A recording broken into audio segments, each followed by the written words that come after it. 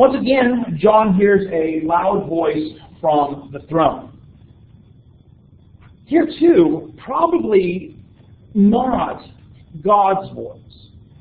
Other times we've seen the voice from the throne being God's voice, because as we go through, down in verse 5, it'll shift from being kind of this third person to first person, which if it was God starting at the beginning, you would think that it would be first person. But if it's not God, we certainly can't identify who it is, as there's not enough indication of where this voice is coming from. So instead, the focus is the message. And that message is one of God dwelling among His people. And it starts off with this interjection of see or behold. And some of the older translations use the idea of behold. Essentially what's being encouraged out of those words is pay close attention here. Right? There's something important. Observe, see it, behold it. The home of God is among mortals. And as in the translation that Matt read, the idea here is of tabernacle. Right? The tabernacle of God is among mortals. And He is going to tabernacle with them. What's the tabernacle? What does the tabernacle refer to? Right? The dwelling place of God. What else?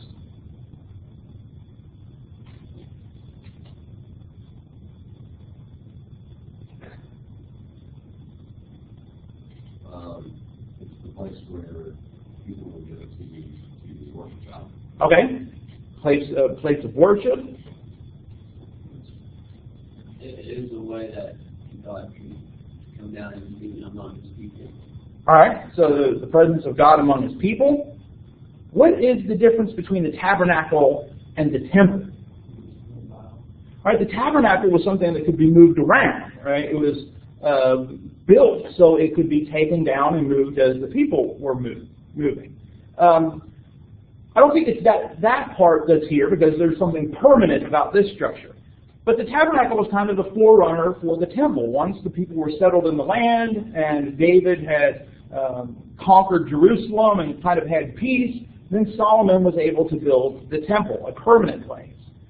But the tabernacle, if you go back and look through Exodus and some of those passages that might be a little much of a chore to go through, as it was make the table this many cubits by this many cubits and put rings on it and all these other kinds of things. It can be very detailed oriented. But what's emphasized throughout there is that Moses was to make it according to the pattern that he had saw on Mount Sinai. And so he'd been given, and Hebrews writer talks about that, he'd been given a heavenly blueprint that was brought together on earth. And so this idea of God being present among His people, tabernacle. The other thing here about this word is that it has overtones of the glory of God. Maybe you've heard of the Shekinah or something like that. It's that word, that Hebrew word, referred to the glory of God, particularly present in the pillar of fire, the pillar of cloud that guided the people. Well, there's a very close semantic relationship between that Hebrew word and this Greek word that's used as tabernacle. And so the glory of God, it's not just the home of God, but it's the glory of God. And He's going to dwell with His people. Here too, that already not yet. Does God already dwell with His people? Yes, but not fully. Because in our state, the way the universe is, God can't dwell fully because of sin and some other things. But throughout Scripture, God had promised the Israelites and in the church that He would dwell with them, be among them.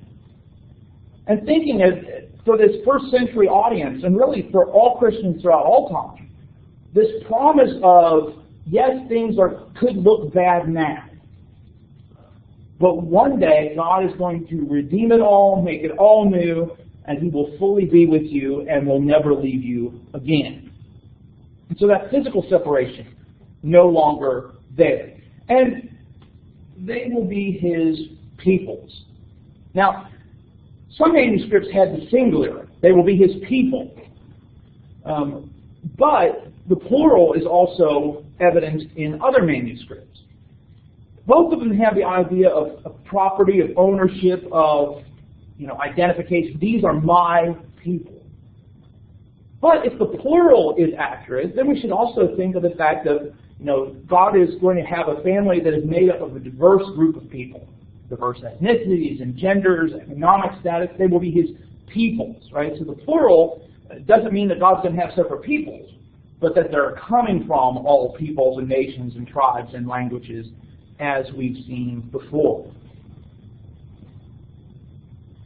In case you haven't fully gotten the message at this point, John emphasizes that God himself will be with them.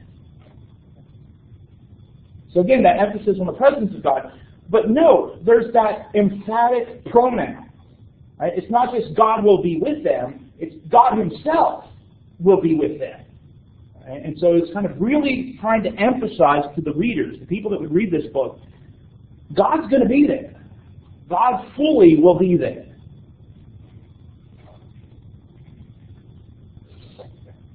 And because of that, and because of this new creation here, there are some things that are going to be absent. Some things that will no longer continue to exist. Things that, in many respects, are the consequences of sin. Like sorrow. He will wipe every tear from their eyes.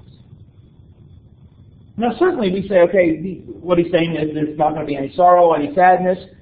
But also, I think what's reflected here is the tenderness, the care that God will have for his people. It's not just the end of sorrow, it's that God's the one who's going to wipe every tear from their eyes. Right? God is the one who's going to take away the pain, the sorrow, the mourning, the crying. And essentially what's kind of expressed here in a very implicit way is the things that lead to death, mourning, crying, and pain will be absent, which is why they will no longer exist. And so death will cease to exist. Sources of pain and sorrow will cease to exist. Because those first things have passed away. Again, that emphasis on the contrast between the current world and the world to come. That new heaven and new earth. Those first things have passed away. That they no longer exist, and so the things connected with them no longer exist.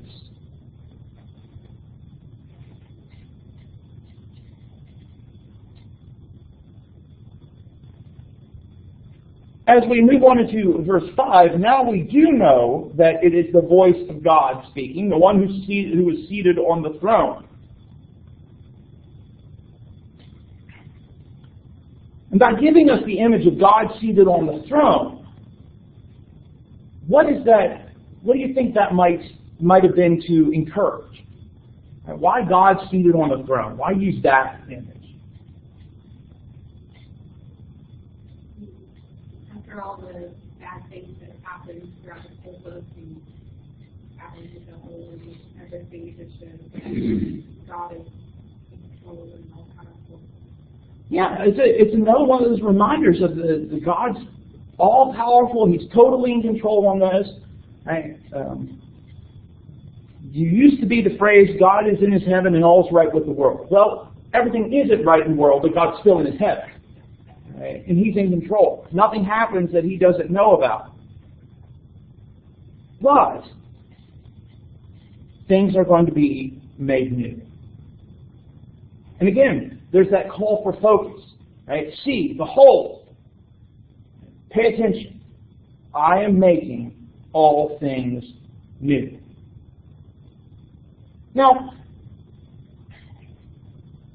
I think it's very interesting here of the use of the present here, the present tense.